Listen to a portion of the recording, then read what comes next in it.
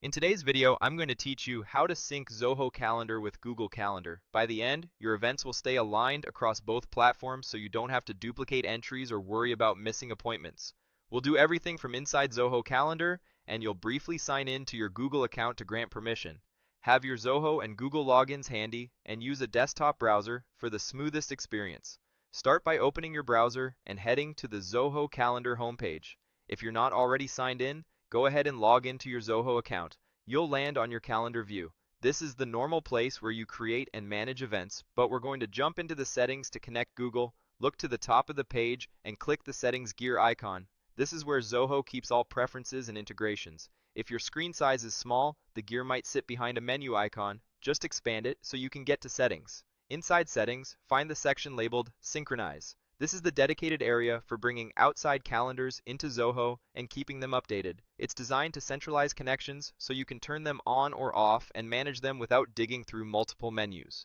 Next, choose Google Calendar. This tells Zoho which integration you want to set up. You'll see a page or panel that explains the connection and prompts you to link your account. The connection uses standard Google authorization, so it's secure and you stay in control of what's shared. Click Authenticate Google. Zoho will open a Google sign-in window or a tab that asks you to pick the Google account you want to use. If you're already signed in to multiple Google accounts, make sure you select the one that actually holds the calendar you want to sync. If you don't see the right account listed, choose the option to use another account and sign in with your email and password. Once you've selected the correct Google account, continue through the sign-in flow. Google will display a permission screen that explains what access Zoho is requesting. This typically includes permission to view and manage your Google Calendar, so events can stay aligned. Take a moment to review the details so you're comfortable with what's being shared. When you're ready, click Continue to move forward. On some screens, you'll see a checkbox asking you to confirm that you trust this app or that you understand the access being granted.